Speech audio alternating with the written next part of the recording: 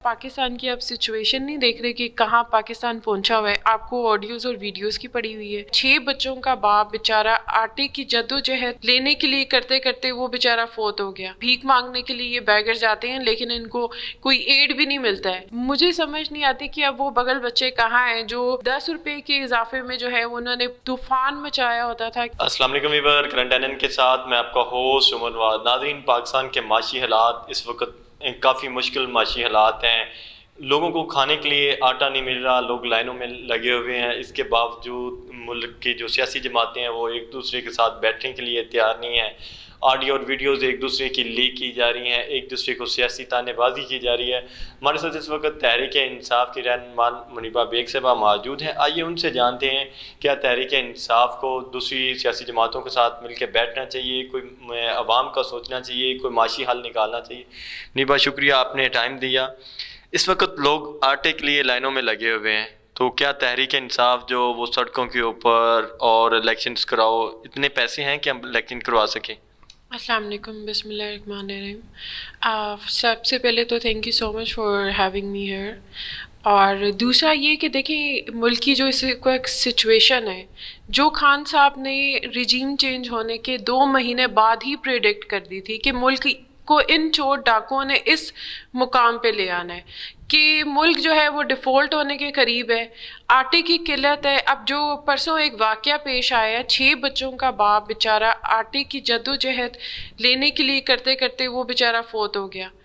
तो ये मुल्क को इन्होंने यहाँ पे खड़ा कर दिया, हालांकि वो कोई आटा फ्री में नहीं मिल रहा था, वो वहाँ पे पैसों का ही ख़रीदने आए हुए थे। इन्होंने महंगाई इतनी कर दी है जिसकी वजह से आप देखें मुल्क के ये हालात हो गए हैं कि लोग, आटे की किल्लत है मुल्क में, दस्तयाब नहीं है। खाने पीने की चीज़ें जो हैं वो तो अब नायाब ही हो गई हैं, वो आपको हासिल करने के लिए इतनी जदोजहद करनी पड़ती है। तो अगर मुल्क को ये इन लोगों ने इस मुकाम पे लेकर आना था तो ये फिर महंगाई जो है मार्च लेकर आए थे, तो ये किस लिए था? इसका आप इन्होंने अपने जो है वो सारे केसेस माफ़ करवाने थे, वो इनके हो गए। इनको कोई परवाह नहीं कि अवाम जो है वो किस हाल में है, मुल्क का क्या हाल है, मुल्क कहाँ जा रहा है। आपके मुल्क में बिजली नहीं है, गैस हमारी लोड शेडिंग है, वो कभी सुना भी नहीं था कि गैस की भी लोड शेडिंग होती है।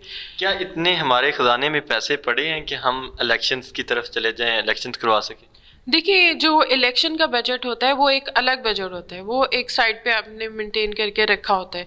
तो अब इन चोर डाकुओं ने अगर उस पर भी डाका नहीं मारा तो वो बजट आपका वहीं पर होना चाहिए। ये जहाँ जाते हैं वहाँ से शर्मिंदगी उठा के आते हैं। कभी ये जिस मुल्क में जाएंगे वहाँ पे भीख मांगने के लिए ये बैगर जाते हैं लेकिन इनको कोई एड भी नहीं मिलता है।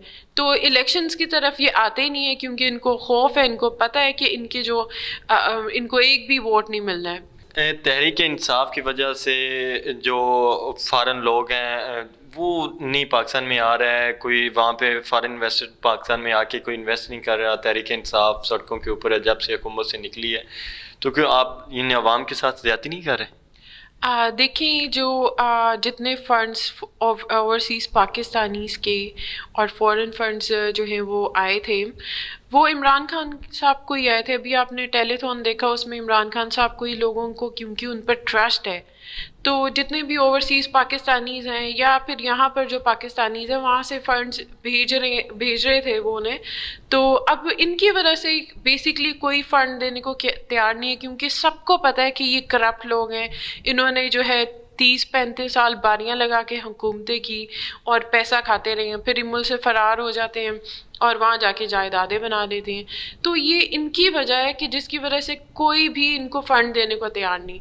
इनकी ये रेपुटेशन है कि वर्ल्ड में आप जो है इन बुक्स में इनके नाम आए होते हैं कि the most corrupt leader in the world. तो इस तरह की जब आपकी रेपुटेशन हो तो आपको कौन फ़ंड देगा? अब आप देखें कि जो सैलाब के लिए फ़ंड्स आए थे तो उसकी वो जो मौलाना डीज़ल है, मौलाना तो नहीं कहना चाहिए, जो डीज़ल है उसने वो चटाइयाँ भी नहीं छोड़ी वहाँ पे उसके जो है वो कैंप्स की چٹائیاں بنائی ہوئی ہیں وہاں پہ بیٹھے ہوئے ہیں. تو یہ ان کی ریپوٹیشن ہے کہ یہ لوگ ان کو کچھ بھی باہر سے آتا ہے تو یہ لوگ اپنے پرسنل یوز کے لیے استعمال کرتے ہیں. تو پھر ان پر کون ٹرسٹ کرے گا, ان کو کون فنڈس دے گا؟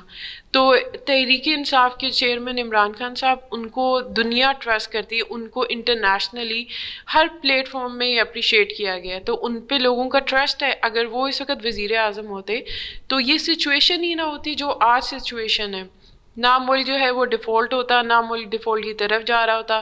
اب دیکھیں یہ جو ہے انہوں نے اتنے تجربے کیے ہیں, کبھی یہ کسی کرپٹ جو ہے فائنانس منسٹر کو اٹھا کے لے آتے ہیں کہ یہ آ کے ہمارا فائنانس ٹھیک کرے گا, پھر کہتے ہیں نہیں جی ہمارا یہ تجربہ ناکام ہو گیا ہے, تو اب ہم پاکستان میں ایک اور کرپٹ جو ہے ان کا فائنانس منسٹر وہ آ جاتا ہے, پھر اس کے بھی سارے تجربے ناکام ہو جاتے ہیں.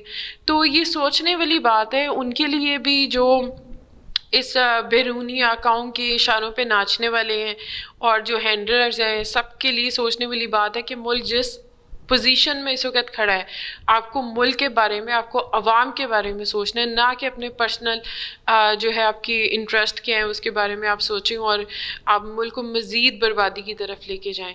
تو اب اگر الیکشن کا بھی تحریک انصاف کہتی ہے یا باہر نکلتی ہے پروٹیسٹ کے لیے, تو وہ بیسکلی مہنگائی کے خلاف نکل رہی ہے.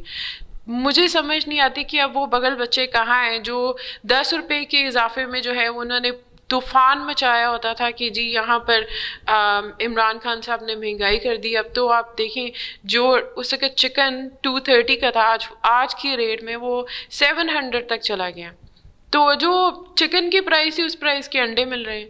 تو یہ تو ان کے حالات ہیں. تو پھر اب وہ ان کو بھی آواز اٹھانی چاہیے جو نہیں اٹھا رہے, جو پہلے ہر وقت 24 گھنٹے ان کو مہنگائی کی فکر ہوتی تھی, اب ان کی وہ فکریں کہاں گئی ہیں؟ اچھا چیئرمین, تحریک انصاف عمران خان کی آڈیوز اور ویڈیوز آ رہی ہیں جس کے اندر جو جن کو کہا جاتا تھا جی یہ صادق اور امین ہے, لیکن اب ان کی جو آڈیوز ویڈیوز ان کی اہلیہ کی, ان کے پارٹی کے رہنماؤں کی لیک ہو رہی ہیں. اس سے تو نظر آتا ہے کہ انہوں نے بھی جب حکومت میں تھے کچھ مال کمایا ہوگا, کچھ لمبے ہاتھ مارے ہوں گے. دیکھیے یہ جو ایک ہمارے پاس بیٹھی ہوئی ہے ایک فیکٹری جو کہ وہ آڈیوز اینڈ ویڈیو لیکس پہ کام کر رہی ہے, سب سے پہلے تو مجھے ان سے پوچھنا ہے کہ آپ کے پاس کیا آپ پاکستان کی آپ سچویشن نہیں دیکھ رہے کہ کہاں پاکستان پہنچا ہوا ہے؟ آپ کو آڈیوز اور ویڈیوز کی پڑی ہوئی ہے. سیکنڈلی کہ آپ آج کل آپ کو پتہ ہے ایڈیٹنگ کرنا کوئی مشکل کام نہیں ہے, کوئی بھی کسی کی بھی اٹھا کے کچھ بھی کر سکتا ہے. تو یہ مطلب ایسے آپ کی پروپیگنڈا ہیں جو کہ بالکل ناکام ہو چکے ہیں. اس سے آپ کی پاپولیرٹی میں نقصان پہنچا ہے. آپ کو جو لوگ بچپن سے آپ سے محبت رکھتے تھے, اب وہ آپ کو کس نظر سے دیکھتے ہیں کہ جی آپ یہاں پہ آڈیو اینڈ ویڈیو لیکس کے لیے بیٹھے ہوئے ہیں. تو یہ آپ کے لیے بھی سوچنے کی ایک ضرورت ہے آپ کو اس بارے میں کہ آپ یہ کام چھوڑیں اور آپ جو کام بنتا ہے اس کی طرف آئیں, کیونکہ اس سے عمران خان کی پاپولیرٹی کو کوئی فرق نہیں پڑنے والا, چاہے آپ کوئی آڈیو لے آئیں چاہے کوئی ویڈیو لے آئیں, بلکہ آپ کو نقصان ہو رہا ہے. تو اس لیے ان کو یہ اس بارے میں سوچنا چاہیے.